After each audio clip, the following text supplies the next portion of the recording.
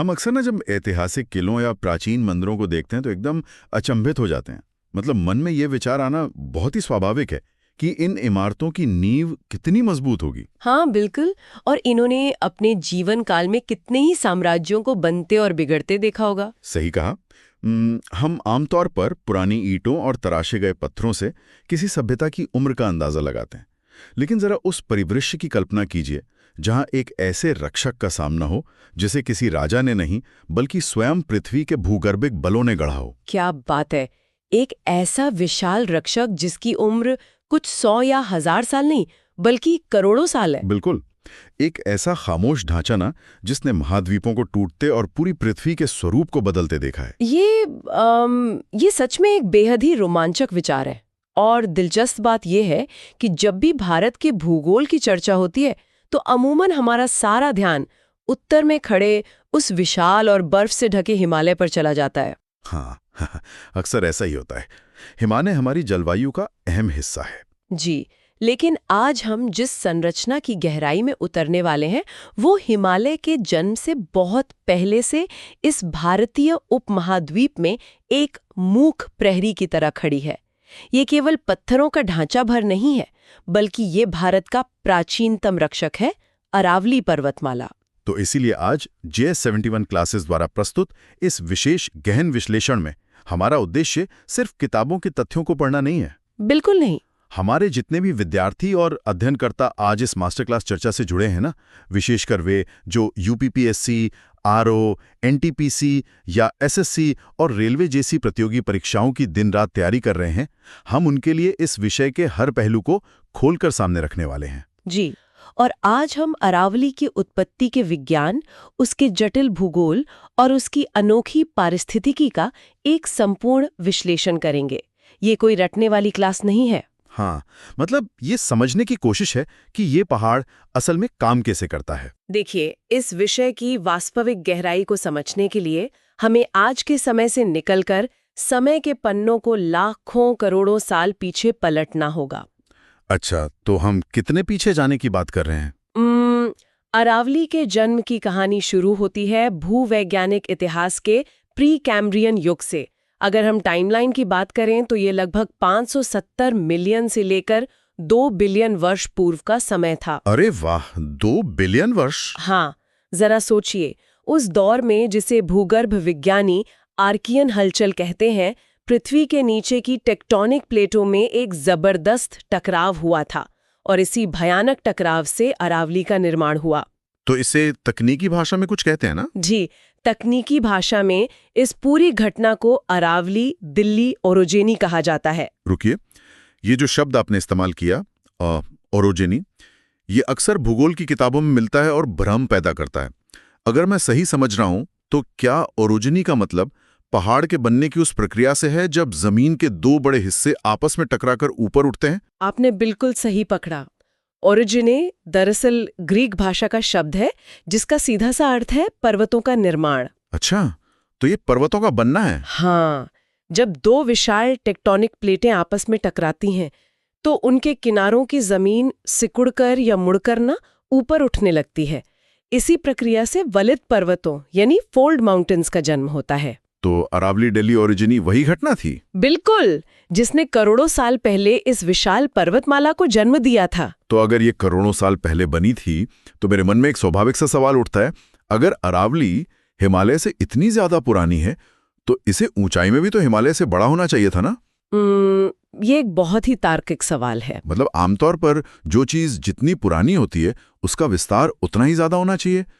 फिर अरावली आज इतनी छोटी क्यों नजर आती है? देखिए, यहीं पर अवशिष्ट पर्वत या रेजिडुअल माउंटेन का विज्ञान काम आता है। जब अरावली का निर्माण हुआ था तब वो भी एक विशाल वलित पर्वत ही थी, शायद आज के हिमालय से भी ऊंची। अच्छा, सच में? जी, लेकिन पहाड़ कोई अमर संरचना नहीं होते। पिछले 2 बिलियन वर्षों से अरावली लगातार हवा, बारिश और तापमान में बदलाव का सामना कर रही है। प्रकृति की इन ताकतों ने करोड़ों वर्षों में अरावली को घिस-घिस कर छोटा कर दिया है। तो इस घिसने की प्रक्रिया को हम अपरदन या इरोजन कहते हैं ना? हाँ बिल्कुल, अपरदन और अपक्षय यानी वेदरिंग। इसीलिए आज अरावली केवल एक अवशिष्ट पर्वत यानी एक बचा खुचा घिसा हुआ पहाड़ बनकर रह गई है। इस पूरी प्रक्रिया को सुनकर मेरे दिमाग में एक तस्वीर बन रही है।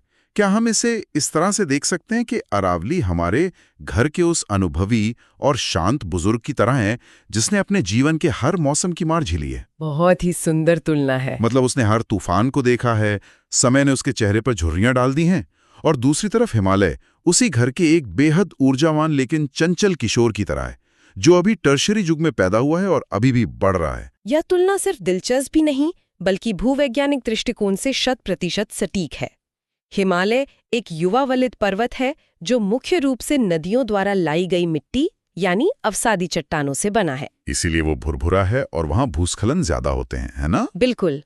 इसके विपरीत हमारा वो शांत बुजुर्ग यानी अरावली पृथ्वी के गर्भ से निकली कायांतरित और आग्नेय चट्टानों से बना है, जैसे कि क्वार्टजाइट और ग्रेनाइट। जी हाँ, ये चट्टानें लोहे जैसी मजबूत होती हैं, इसीलिए करोड़ों सालों का अपरदन भी अरावली को पूरी तरह खत्म नहीं कर पाया।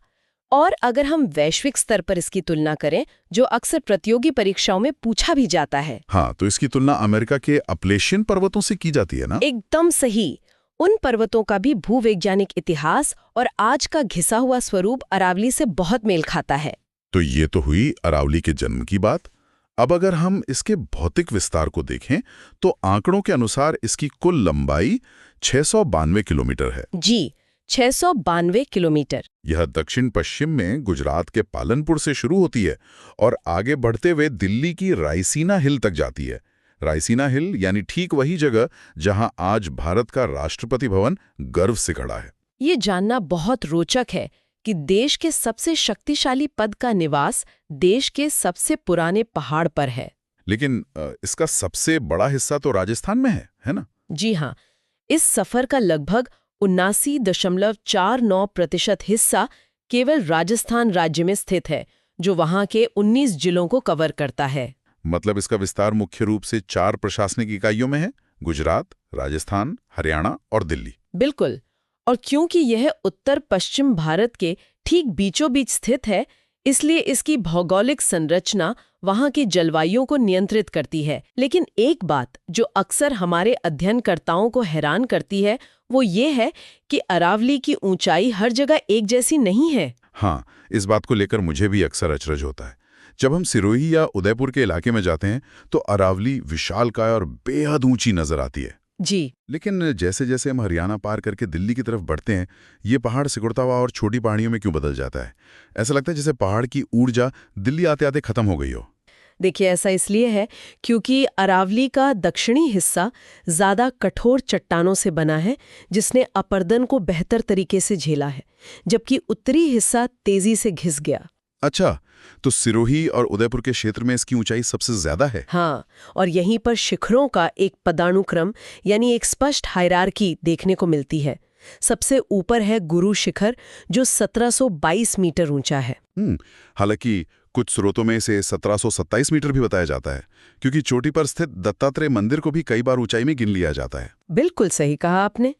ये माउंट आबू में स्थित है और पूरे राजस्थान की सबसे ऊंची चोटी है। और परीक्षाओं में तो अक्सर इन चोटियों को घटते क्रम में लगाने को कहा जाता है। जी, गुरु शिखर के बाद दूसरे नंबर पर सैर चोटी आती है, जिसकी ऊंचाई 1597 मीटर है। इसके बाद देलवाड़ा, फिर अछलगढ़, आबू और अंत में ऋषिकेश चोटी का क्रम आता है। और दिल्ली आते आते तो इसकी औसत ऊंचाई घटकर महज कुछ 100 मीटर ही रह जाती है। ये शिखरों का तंत्र तो समझ आ गया, लेकिन इस पहाड़ का एक और बड़ा काम है, जिसे हम महान भारतीय जल विभाजक कहते हैं।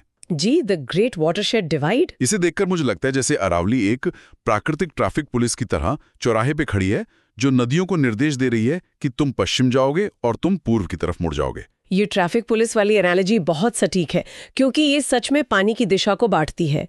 अरावली राजस्थान को 2 बिल्कुल अलग पारिस्थितिकी तंत्र में बांट देती है। मतलब पश्चिम का इलाका शुष्क मरुस्थल है और पूर्व का हरा भरा मैदान। हाँ, अरावली के पश्चिम की ओर से निकलने वाली नदियां अंततः अरब सागर के अपवाह तंत्र का हिस्सा बनती है। उन पश्चिमी नदियों में मुख्य रूप से कौन सी नदियां शामिल हैं? इनमें सबसे प्रमुख है अजमेर के नाग पहाड़ से निकलने वाली लूनी नदी।